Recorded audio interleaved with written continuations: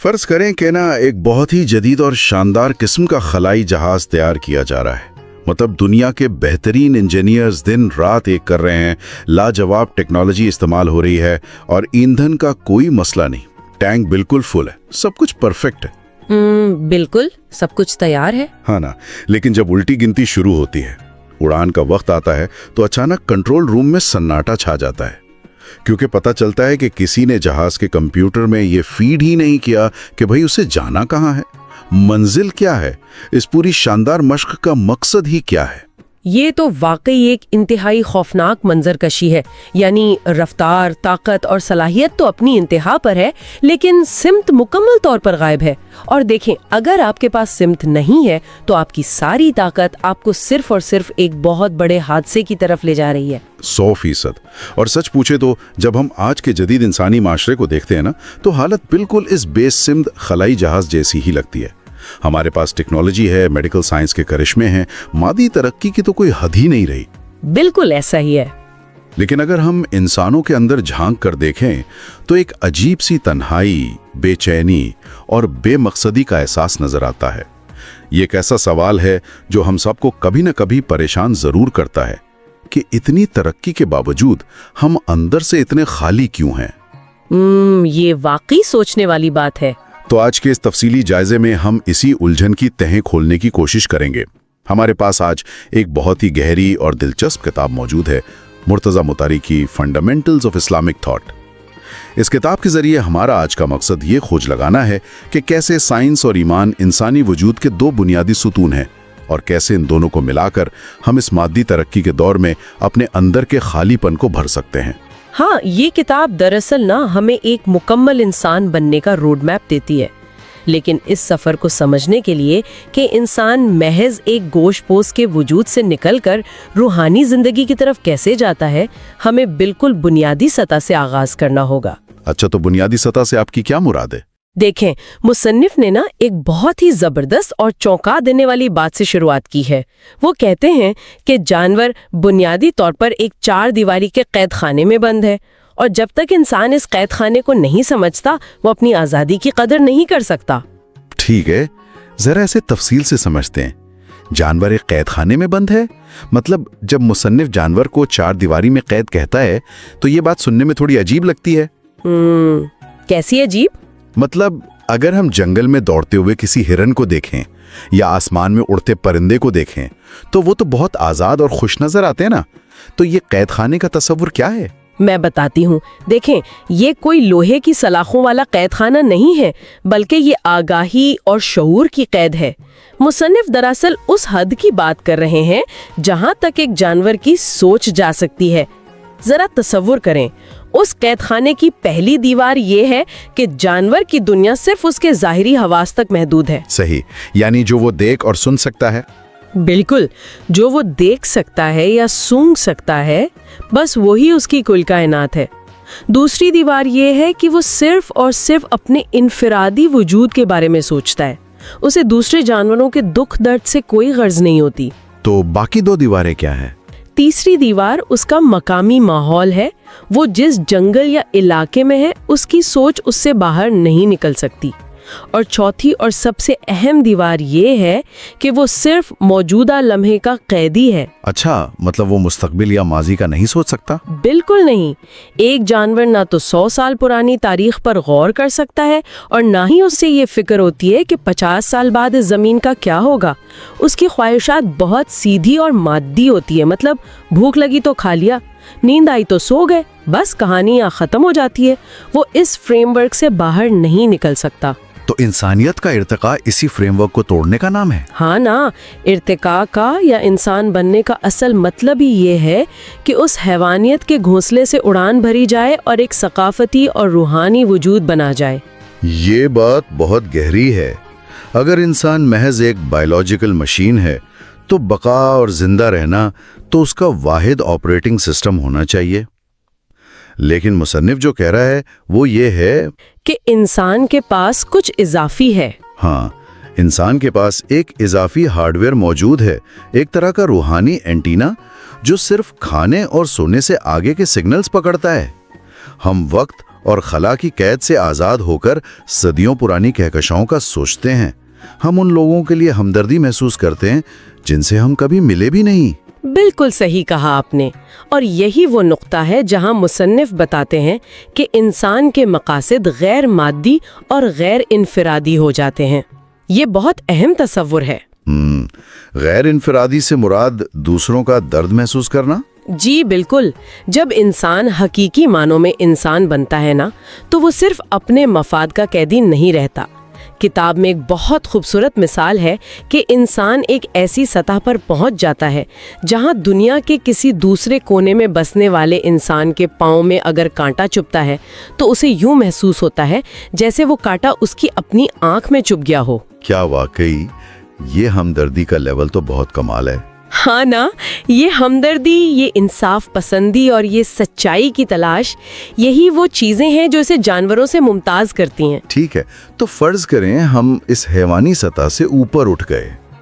اب جب انسان اس خول سے باہر آ جاتا ہے اور دنیا کو سمجھنے کی کوشش کرتا ہے تو کتاب کے مطابق وہ دو بڑے اوزار استعمال کرتا ہے، یعنی سائنس اور ایمان۔ بالکل۔ لیکن عام طور پر ہمارے معاشرے میں ایسا برتاؤ کیا جاتا ہے جیسے آپ کو ان دونوں میں سے کسی ایک کو چننا ہوگا، یا تو آپ سائنسدان بن جائیں یا پھر آپ ایمان والے بن جائیں۔ یہ کتاب ان کا رشتہ کیسے بیان کرتی ہے؟ یہاں جو بات سب سے زیادہ حیران کن ہے وہ یہ ہے کہ یہ کتاب اس مصنوعی تفریق کو مکمل طور پر مسترد کرتی ہے۔ مصنف نے ان دونوں کے کردار کو الگ الگ لیکن ایک دوسرے کے لیے ناگزیر قرار دیا ہے۔ وہ کہتے ہیں کہ سائنس ہمیں روشنی دیتی ہے، قدرت کے راز بتاتی ہے اور طاقت دیتی ہے، اور ایمان ہمیں محبت، امید اور سمت دیتا ہے۔ سائنس ہمیں یہ سکھاتی ہے کہ چیزیں کیسے کام کرتی ہیں، یہ آلات بناتی ہے، لیکن ایمان ہمیں یہ بتاتا ہے کہ ان آلات کو استعمال کس مقصد کے لیے کرنا ہے۔ اچھا، اسے تھوڑا اور کھولتے ہیں۔ اگر ہم آج کے جدید دور کو دیکھیں تو سائنس نے ہمیں زبردست بیرونی تحفظ دیا ہے نا۔ بیماری آئے تو ویکسین بن جاتی ہے، طوفان آئے تو ریڈار سے پہلے پتہ چل جاتا ہے۔ تو کیا یہ سب کافی نہیں ہے؟ ہم پھر بھی اتنے بے چین کیوں ہیں؟ دیکھیں نا، کیونکہ انسان صرف ایک جسم تو نہیں ہے۔ سائنس آپ کو باہر کے طوفان سے تو بچا لے گی، لیکن وہ جو آپ کے اندر ایک طوفان چل رہا ہے اس کا کیا؟ زبردست بات کہی آپ نے۔ مصنف یہی دلیل دیتے ہیں کہ جدید دور کا انسان ہر وقت بے چینی اور تنہائی کا شکار اس لیے ہے کیونکہ اس کے پاس وہ اندرونی تحفظ نہیں ہے جو صرف ایمان دیتا ہے۔ اس پر مجھے ولیم جیمز اور ول ڈیورنٹ کی وہ باتیں یاد آ رہی ہیں جو کتاب میں ہیں۔ ول ڈیورنٹ کا وہ جملہ تو سیدھا دل پر لگتا ہے کہ ہماری ساری ترقی صرف طریقوں کی بہتری ہے، مقاصد کی نہیں۔ بالکل۔ اور وہ یہ بھی کہتے ہیں کہ ہماری دولت ہمارے لیے تھکن بن گئی ہے اور حکمت ایک ایسی روشنی ہے جو دل کو سرد کر دیتی ہے۔ اور اسی بات کو مزید واضح کرنے کے لیے محمد اقبال کا حوالہ بھی ہے۔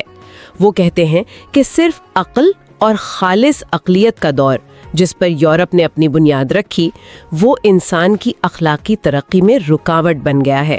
ایسا کیوں؟ خالص عقل اخلاقی ترقی کیسے روک سکتی ہے؟ کیونکہ نا اس خالص عقلیت میں وہ اندرونی یقین، وہ گرمجوشی موجود نہیں ہے جو انسانوں کو آپس میں جوڑتی ہے۔ وہ بصیرت صرف مذہب اور وحی سے ملتی ہے۔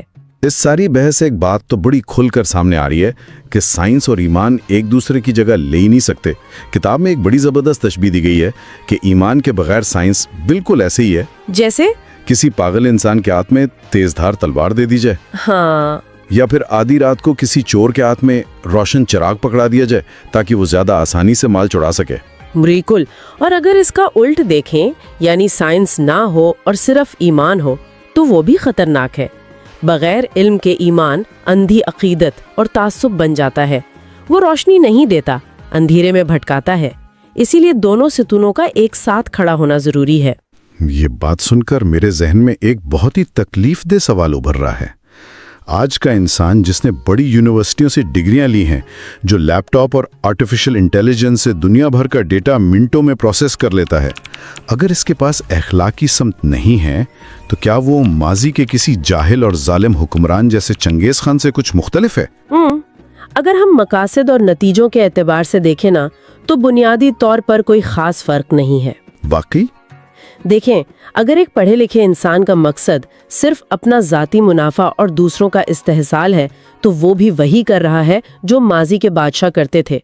फर्क सिर्फ इतना है कि माजी के जालिमों के पास घोड़े और तलवारें थीं। आज के बगैर ईमान वाले इंसान के पास ड्रोन्स और माशी तबाही वाले एल्गोरिदम्स हैं। यानी जालिम की नीयत वही है, बस टेक्नोलॉजी ने तबाही को 1000 गुना बढ़ा दिया है। 100%। लेकिन रुकिए, अगर ये बात इतनी ही साफ है कि ये दोनों एक बेहतरीन जोड़ी हैं, तो फिर जदीद दुनिया ऐसा बर्ताव क्यों करती है जैसे साइंस और ईमान की कोई पुरानी खानदानी दुश्मनी है? ये तलाक कहाँ हुई तारीख में? अच्छा, इस सवाल का जवाब समझने के लिए हमें तारीख देखनी होगी। ख़ास तौर पर मगरबी और इस्लामी तहजीबों का मुवाजना करना होगा। यूरोपी तारीख में पिछले 1500 साल को 2 हिस्सों में तकसीम किया जाता है, ईमान का दौर और अकल का दौर। यानी एज ऑफ फेथ और एज ऑफ रीजन। जी, और ये तकसीम यूं ही नहीं हुई। इसकी जड़ें बाइबल की किताब पैदाइश या बुक ऑफ जेनेसिस के इस बुनियादी बयानिए में है। वो जन्नत में ममनुआ दरख्त का फल खाने वाला वाकया। बिल्कुल वही। उस बयानिए में उस दरख्त को महज एक फल का दरख्त नहीं, बल्कि शऊर और आगाही का दरख्त कहा गया। इसका मतलब ये निकाला गया कि जब इंसान ने फल खाया तो इल्म हासिल किया, और इल्म हासिल करना खुदा से बगावत तस्वुर किया गया। यार, ये तो बहुत बड़ा नफ्सियाती धचका है। जरा सोचें, हमारे सुनने वाले, अगर एक पूरी तहजीब को नस्ल दर नस्ल ये बताया जाए कि इल्म हासिल करना दरअसल खुदा से बगावत है, तो लोगों के जहन में यही बैठेगा ना कि या तो खुदा को चुन लो या इल्म को। हाँ ना, वो दोनों को एक साथ रख ही नहीं सकते थे। इसी नजरिए ने वो तहजीब बनाई जहां साइंसदानों को मजहब का दुश्मन समझा जाने लगा। लेकिन यहाँ मुसन्निफ बड़ा गैर जानिबदाराना मवाजना करते हुए बताते हैं कि इस्लामी तारीख का तजर्बा इससे यकसर मुख्तलिफ था। यहाँ बात वाकई बहुत दिलचस्प हो जाती है, क्योंकि कुरान में जब आदम की तख्लीक का जिक्र आता है तो फरिश्तों पर इंसान की फजीलत किस बुनियाद पर रखी गई? सिर्फ और सिर्फ इल्म की बुनियाद पर ना? बिल्कुल। कुरान के मुताबिक खुदा ने आदम को तमाम हकीकतों का इल्म सिखाया। वहाँ इल्म हासिल करना बगावत नहीं थी, बल्कि कुर्बत की दलील थी। और इससे भी दिलचस्प बात मैं आपको बताती हूँ। जी बताएं। इस्लामी नुक्ता नज़र से शैतान ने सजदा करने से इसलिए इनकार नहीं किया था कि इंसान ने इल्म हासिल कर लिया था। इसका इनकार इल्म की वजह से नहीं, बल्कि उसकी अपनी हैवानी अना और तकब्बुर की वजह से था कि मैं आग से बना हूँ और ये मिट्टी से। जबरदस्त। तो इसका मतलब है कि इस्लामी तहजीब के डीएनए में शुरू से ही इल्म और ईमान को साथी बताया गया। तभी तो इस्लामी दुनिया का जो उरूज का दौर था, वही उनकी साइंस और दरियाफ्तों का दौर भी था। बिल्कुल। वहाँ फलसफी और साइंसदान अक्सर एक ही शख्स होता था। लेकिन इस मगरबी औद्यासिक तकसीम का सबसे बड़ा नुकसान क्या हुआ? आज की जदीद दुनिया ने तो वो मुकम्मल मादी और साइंसी नजरिया अपना लिया है ना। तो क्या कायनात को समझने के लिए सिर्फ साइंस काफी है?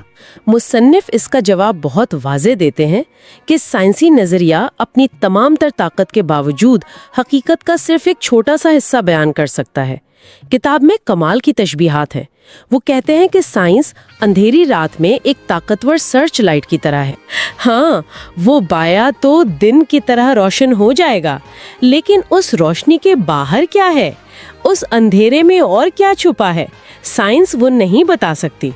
और वो हाथी वाली मिसाल भी तो है कि अंधे लोग हाथी के मुख्तलिफ हिस्सों को छू कर अंदाजा लगा रहे हैं। कोई टांग छू कर कहता है ये सुतून है। बिल्कुल।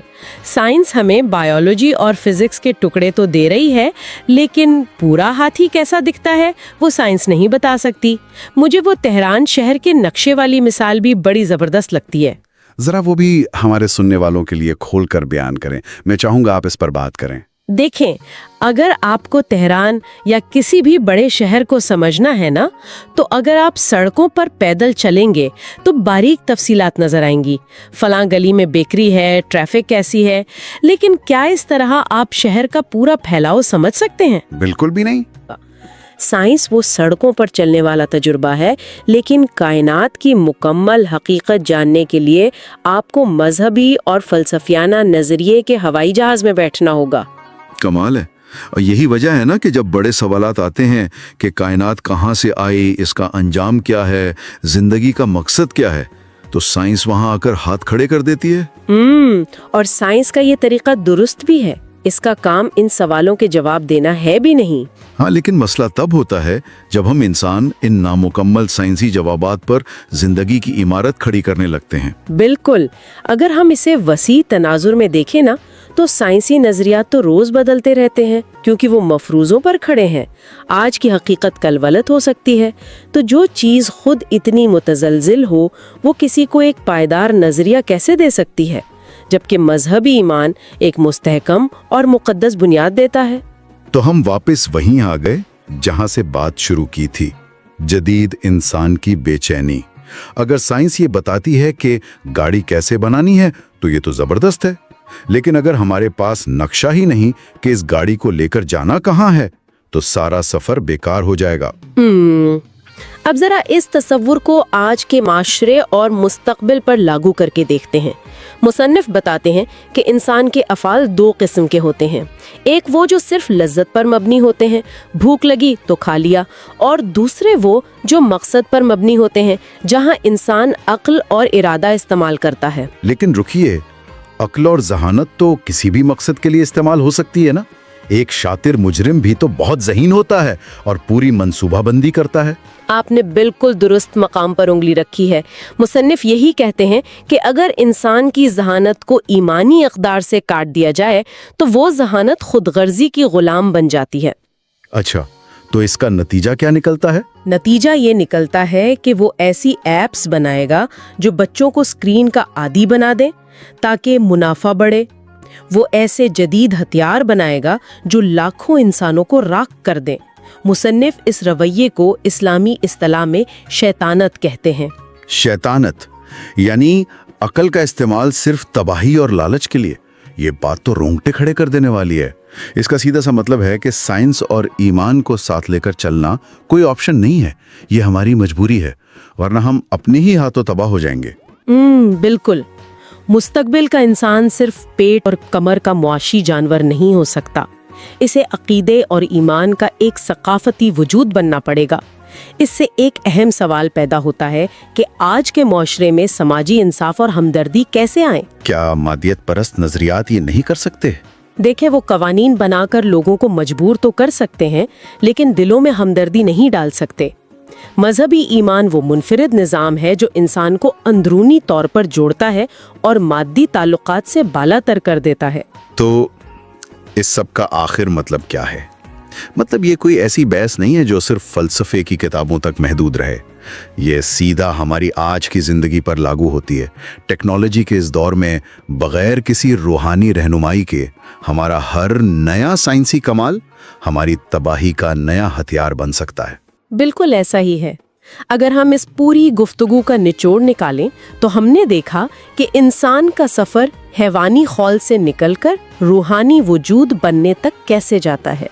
हमने साइंस और ईमान को अलग करने के खौफनाक नताइज देखे और समझा कि साइंसी नजरिया अकेले जिंदगी का मुकम्मल मफहूम नहीं दे सकता। हाँ, और सबसे अहम बात, हमें ये समझ आई कि हमारे अंदर की तन्हाई का इलाज किसी नई टेक्नोलॉजी में नहीं, बल्कि अपने अंदर के मकासद और ईमान को दरियाफ्त करने में है। और जाते जाते अगर हम इस तमाम इल्म को आज की सबसे बड़ी साइंसी हकीकत यानी आर्टिफिशियल इंटेलिजेंस और जिन्याती इंजीनियरिंग से जोड़ें तो सूरत हाल बहुत नाजुक हो चुकी है। इंसान की साइंसी ताकत इस हद तक बढ़ चुकी है जो शायद किसी दौर में देवताओं से मंसूब थी।